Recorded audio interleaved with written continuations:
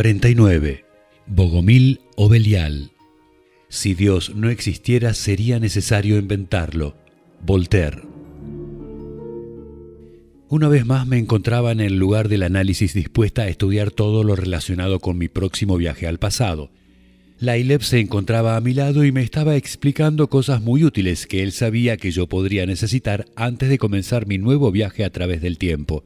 Mi admiración por Laileb crecía en cada uno de nuestros encuentros. Yo me sentía totalmente extasiada cuando él me hablaba y me hacía partícipe de su conocimiento. Siempre tenía la respuesta adecuada a cualquier cosa que se le preguntara. Laileb, tú me explicaste que fuiste el alma que se encontraba dentro del cuerpo de Mani durante una de tus encarnaciones en la Tierra. ¿Puedes contarme alguna otra reencarnación tuya que haya sido significativa? Todas mis reencarnaciones han sido significativas, ya que los dioses y los seres angelicales no pueden desperdiciar cartas. Siempre deben traer un avance, ya sea hacia la oscuridad o hacia la luz. En el siglo X de nuestra era, fui el alma de Teófilo Bogomil, recordó Laileb. Cuéntame más acerca de Teófilo Bogomil, pedí. Teófilo Bogomil fue considerado por muchas personas como el mayor hereje del mundo cristiano en esa época. En el mundo de los mortales es difícil encontrar mucha información sobre él, pero traté de llevar la luz de la oscuridad a ese periodo de oscuridad de la luz, respondió Laileb. Me muero por saber más, supliqué ansiosa. Como Bogomil, nací el 2 de febrero del año 927 de la era cristiana. Sumemos los números. 2 más 2 más 9 más 2 más 7 igual 22. A fin de obtener el máximo provecho de mi encarnación, esperé para que fuera un día doble 22, dijo Laileb. No entiendo, ¿cómo el 2 de febrero de 927 puede ser un doble 22? Pregunté. La suma de todos los números da 22, pero si tomas solo febrero, el día 2 con el mes 2, entonces puede formar un número 22. Esas son combinaciones numéricas muy poderosas para utilizar, agregó Laileb. Recuerdo con orgullo el momento de mi nacimiento como Teófilo, continuó Laileb. Lloré muy fuerte cuando nací. En ese momento no sabía que ese llanto presagiaría otros muchos llantos que me esperaban a lo largo de una vida que iba a ser tortuosa. Yo, Teófilo Bogomil, nací en Bulgaria, un país que había sido cristianizado recientemente. Cuando cumplí 22 años me iniciaron como sacerdote y muy poco tiempo después me ordené y fui confirmado en la iglesia oficial, dijo Laileb. ¿El nombre Bogomil significa algo especial?, pregunté. La palabra Bogomil significa amigo de Dios o el amado de Dios y se forma con la combinación de dos palabras eslavas, Bogo, que significa Dios, y Milo, que significa amigo. Es curioso descubrir que mi nombre de pila, Teófilo, también significa lo mismo, pero proviene del griego. Por lo tanto, amigo de Dios posee un doble significado, es decir, que tanto a través de mi primer nombre como de mi apellido fui elegido por Dios, respondió Laileb. ¿Podría ser que a través de tu propio nombre estuvieras enviando un mensaje señalando la dualidad de ese mismo Dios?, pregunté. A comienzos del siglo X, Bulgaria acababa de ser cristianizada y la situación política y religiosa era muy compleja y delicada. Los campesinos sufrían la opresión del sistema feudal. La iglesia en esos tiempos era extremadamente corrupta y compartía la misma línea de criterios impuestas por el poder. Es aquí, en este punto, en el tiempo y en este momento de la historia, cuando desafié tanto a la jerarquía religiosa como a la jerarquía política y feudal de la época, explicó Laileb. ¿En qué consistían exactamente las enseñanzas de Bogomil?, pregunté. Dios creó los cielos y los ángeles, pero también creó a Satán. Satán se rebeló contra Dios, pero luego fue derrotado por los ángeles que mantuvieron su fe en Dios. Como resultado de este acto de rebelión, Satán fue expulsado de los cielos o de lo que yo llamaba el reino del espíritu. A pesar de su defenestración, Satán continuó siendo capaz de preservar el poder creador y, como revancha de su derrota en el mundo celestial, creó el mundo terrenal en 7 días. Poco después, Satán creó la humanidad con el fin de que habitara en el mundo por él creado, pero había un problema, porque los humanos creados por Satán carecían de alma. Fue allí cuando Dios decidió darle un alma a cada cuerpo terrenal. Así fue como comenzó a surgir el pensamiento de que los humanos no son seres sagrados, puesto que los cuerpos fueron creados originalmente por Satán. Por lo tanto, no pueden ser santos, explicó Laileb. Pero esto que explicabas no es exactamente cierto, afirmé. Tienes razón, Mayra, pero en ese momento de la historia era imposible que las personas comprendieran la verdad acerca de la creación y que aceptaran que toda la base de sus creencias no era cierta. ¿Qué otras cosas les explicaste? Como resultado de todo este proceso, toda la materia provenía de la materia diabólica que había sido separada de Dios y, por lo tanto, se encontraba enfrascado en una lucha permanente con él. Mis discípulos tenían miedo porque la rebelión contra la Iglesia ortodoxa era una rebelión contra el orden establecido. No era solo un tema religioso, sino también político. Nosotros, los bogomilos, éramos ascéticos y puritanos. Desdeñábamos la materia y todo aquello que fuera material en la naturaleza, ya que, según mis enseñanzas, todo había tenido un origen diabólico. Al rechazar las cosas materiales y al excluirnos de los placeres de este mundo, sentíamos que podíamos acercarnos más y más al mundo espiritual, explicó Laileb. Estoy anodadada, Laileb. ¿No era eso exactamente lo que la luz predicaba en sus iglesias y a través de sus mensajeros? Cada vez estoy más confundida cuando intento entender la diferencia real entre la luz y la oscuridad, le dije con inquietud. Tú eres consciente de que la luz y la oscuridad son lo mismo. La única diferencia entre nosotros radica en los tiempos y en la interpretación de las enseñanzas, tanto de la luz como de la oscuridad, respondió Laileb. ¿Qué más?, pregunté excitada. Nosotros rechazamos todos los símbolos cristianos, como el de la cruz. Rechazamos la Trinidad como símbolo de lo sagrado y rechazamos la mayoría de las enseñanzas del Antiguo Testamento. Entonces, solo dejé en pie las enseñanzas de Cristo que se referían al Espíritu, explicó Laileb. ¿Cómo resolviste todos esos problemas?, pregunté. Expliqué a mis discípulos que Dios había enviado un ángel a la tierra, a quien él convirtió en su hijo, que no era ni más ni menos que Cristo, señaló Laileb.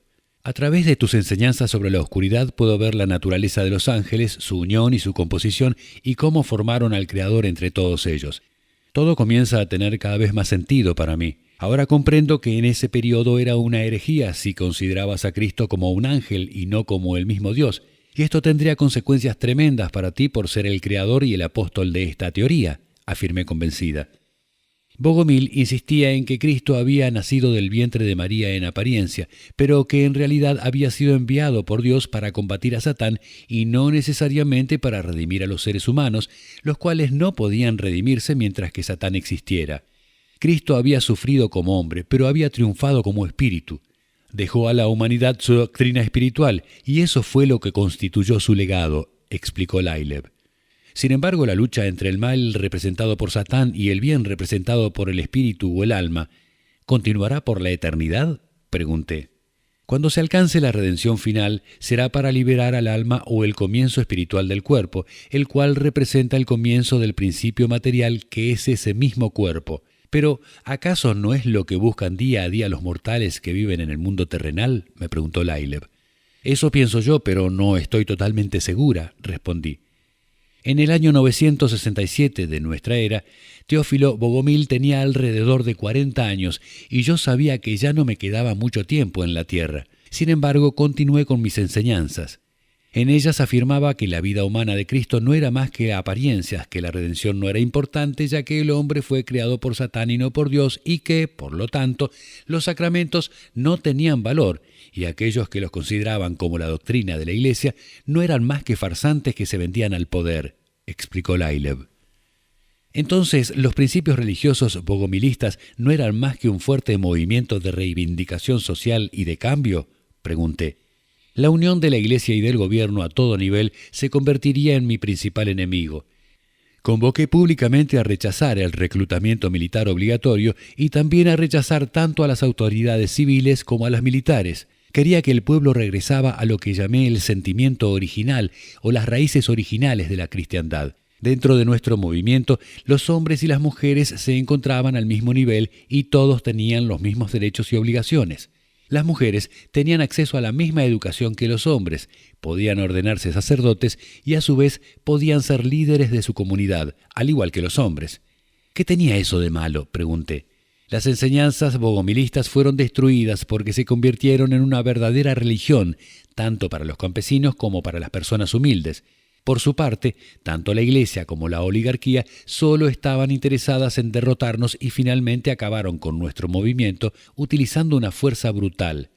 Así fue, de esta forma, que utilizamos los privilegios de la luz para establecer el poder de la oscuridad. Todas las personas que me condenaron pertenecían a la oscuridad, pero interpretaban papeles para la luz, explicó Laileb. ¿Qué ocurrió después?, pregunté. Fui torturado y destrozado físicamente, pero aún así conservé toda mi fortaleza. Mi mensaje, mi filosofía, ya estaba allí y se extendieron a lo largo de toda Europa durante los 500 años siguientes, respondió Laileb. ¿Y en qué terminó todo esto? Una fría mañana de febrero del año 969 fui quemado en una hoguera, como cualquier otro hereje. Un año más tarde, exactamente en el 970, el sacerdote búlgaro Cosmas escribió el discurso contra los bogomilos. Cosmas escribió que, aunque el nombre Bogomil significaba amado por Dios, era también una mentira instigada por el propio hereje Teófilo Bogomil. Mi nombre siempre estará asociado con aquellos que odian a Dios y no con aquellos que lo aman, explicó Laileb. ¿Qué ocurrió con tus enseñanzas después de tu muerte?, quise saber. Las enseñanzas bogomilistas recomendaban una vida ascética, simple y además rechazaban el sexo, el matrimonio, las posesiones materiales y el consumo de carne. Todas estas prácticas y enseñanzas se fueron extendiendo a lo largo de Europa, que se dice que había estado en la oscuridad, pero esa oscuridad era la oscuridad de la luz, no la oscuridad de la verdadera oscuridad. En el año 1172, número 11 y número 7 más 2 igual 9, cerca de la ciudad de Toulouse, en el sur de Francia, existía un pequeño pueblo llamado Saint-Félix de Carman, donde Nicetas predicaba mi doctrina, dijo Laileb. ¿Quién era Nicetas?, pregunté. Nicetas era un líder bogomilo clandestino. Se había encontrado con hombres y mujeres de todos los niveles sociales para explicarles el mensaje de Teófilo Bogomil. Nicetas había viajado desde Constantinopla, ciudad en la cual los bogomilos, a pesar de ser clandestinos, eran muy numerosos. Nicetas quería explicar a todos los allí presentes la verdad de la religión cristiana, a fin de ayudarles a conocer y comprender las mentiras provenientes tanto de Roma como de sus obispos. Nicetas les explicaba sobre el dualismo, les hablaba del bien y del mal. También les reveló la existencia de Satán como creador del universo y a su vez también como el creador de nuestros cuerpos, y les recordaba que lo único que provenía de Dios era el alma. ¿Avanzó en tus enseñanzas explicando más acerca de la verdadera naturaleza de los seres humanos?, pregunté. Nicetas advirtió continuamente a la gente sobre las consecuencias de los excesos del poder y les habló de revitalizar e impulsar su propia liberación. Todas esas ideas dieron lugar, en gran medida, a las ideas y la filosofía de los cátaros, quienes se constituyeron, de una forma u otra, como los continuadores de la filosofía de los bogomilos, expresó Laileb. ¿Quiénes eran los cátaros?, pregunté. En el siglo XII, los cátaros se vieron influenciados por mis enseñanzas y Nicetas pudo establecerse en su territorio, lo que se conoce como la región de Languedoc, y también en parte de los territorios del Reino de Aragón. Este lugar se encontraba entre el sudoeste de Francia y el noroeste de España, dijo Laileb.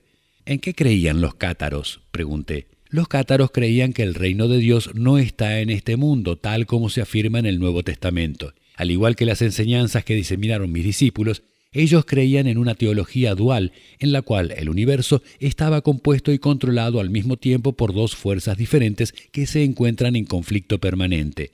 Una de esas fuerzas, el mundo espiritual, había sido creada por Dios y la otra, el mundo material, había sido creado y desarrollado por Satán. Para los cátaros, el cuerpo representaba tan solo una realidad transitoria. Se podría decir que no lo consideraban más que como un vestido o como un escudo de la semilla angelical. Los cátaros afirmaban que el pecado había evolucionado a partir de la carne.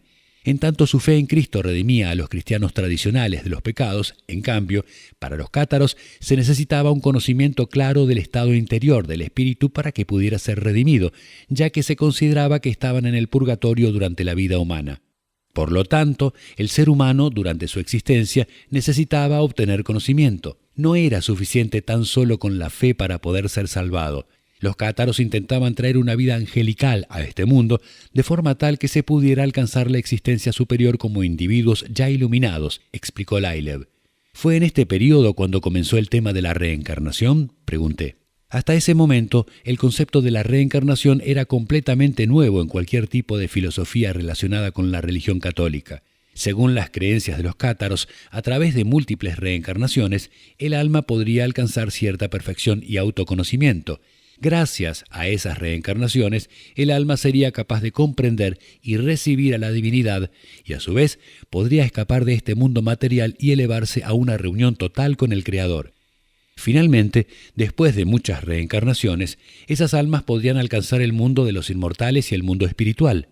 Por último, a fin de poder completar el ciclo de las reencarnaciones, esas almas vivirían una vida ascética o de autoconocimiento y de esa forma podrían evitar ser corrompidas por el mundo material que las rodeaba. Los seres humanos que lograban llegar a ese estado serían conocidos como los perfectos y serían los herederos de los apóstoles. Los cátaros consideraban que realizar juramentos era pecado, debido a que las personas que juramentan están muy apegadas al mundo material. Esas manifestaciones y creencias eran muy peligrosas en esos tiempos, ya que la mayoría de la población era analfabeta.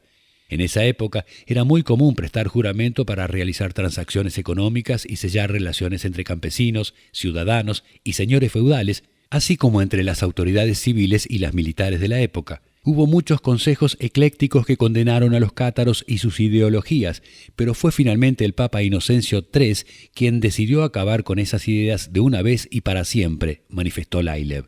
¿Qué hizo el Papa?, pregunté con gran interés. La cruzada albigense o la cruzada contra los cátaros fue un conflicto sangriento que duró 35 años, desde el año 1209, 1 más 2 más 9 igual 12, 2 más 1, 3, hasta el año 1244, 1 más 2 más 4 más 4 igual 11. Los dos son una combinación del número de Cristo, el número 3 contra el número 11, conocido por todos como el número de la confrontación. La doctrina de los cátaros colisionó con la doctrina de la Iglesia romana. Al comienzo de la guerra se hizo popular una frase de los cruzados: «Mátenlos a todos, Dios reconocerá a los suyos», continuó Lailev. «Mátenlos a todos, Dios reconocerá a los suyos». ¿Hay alguna verdad en esta afirmación?, pregunté. Está muy cerca de la verdad, pero por pensar de esa forma los cátaros fueron gradualmente exterminados, aunque no sin antes sufrir innumerables torturas y humillaciones. La luz triunfó y los defensores de la luz ganaron la batalla, porque nuestras ideas de libertad fueron destruidas por una fuerza brutal. Pero cuando el conocimiento ha sido adquirido se hace muy difícil de erradicar y los seres humanos son capaces de vencer ciertas limitaciones, al menos temporalmente. A través de los cátaros, al menos algunos seres humanos fueron capaces de entender cómo y dónde se originan el bien y el mal, y a su vez comprendieron que ambos provienen y son parte de la misma fuente. Mi enseñanza abrió el camino hacia la verdad con el fin de llegar a conocer por primera vez la naturaleza auténtica de todo, es decir, la capacidad de entender tanto la naturaleza del bien como la naturaleza del mal, explicó Lailev. ¿Por qué no les revelaste la verdad sobre la creación?, pregunté.